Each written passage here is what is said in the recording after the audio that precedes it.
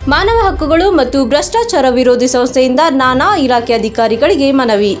ಗಜೇಂದ್ರಗಢದಲ್ಲಿ ನೂತನವಾಗಿ ಅಸ್ತಿತ್ವಕ್ಕೆ ತರಲಾದ ಗಜೇಂದ್ರಗಢ ತಾಲೂಕು ಮಾನವ ಹಕ್ಕುಗಳು ಮತ್ತು ಭ್ರಷ್ಟಾಚಾರ ವಿರೋಧಿ ಸಂಸ್ಥೆ ವತಿಯಿಂದ ಗಜೇಂದ್ರಗಢದಲ್ಲಿರುವ ನಾನಾ ಇಲಾಖೆ ಅಧಿಕಾರಿಗಳಿಗೆ ಮನವಿ ಸಲ್ಲಿಸಲಾಯಿತು.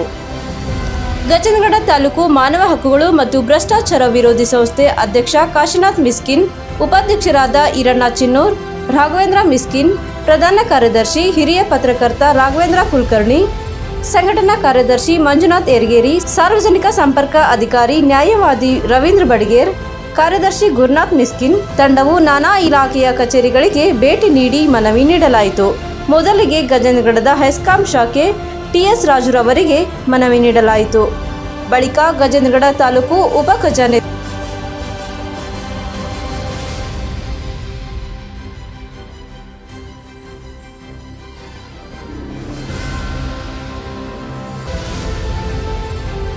ಸಿಂಹಾಸನದ ಪದವಿ ಮಹಾವಿದ್ಯಾಲಯ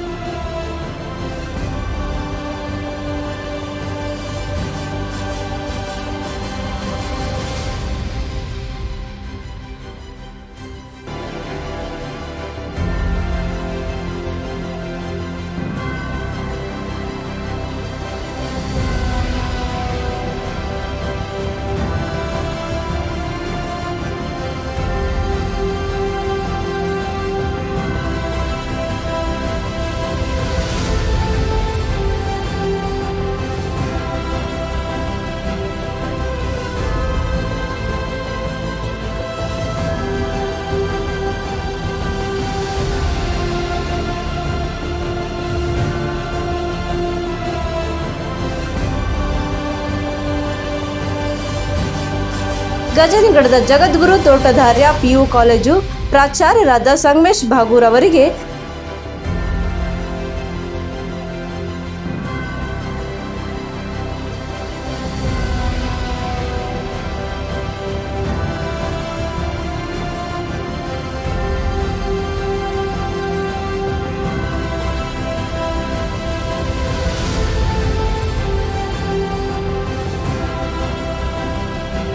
ಮತ್ತು ಶ್ರೀ ಅನ್ನದಾನೇಶ್ವರ ಪಿಯು ಕಾಲೇಜು ಪ್ರಾಚಾರ್ಯರಾದ ವಸಂತರಾವ್ ಗಾರ್ಗಿ,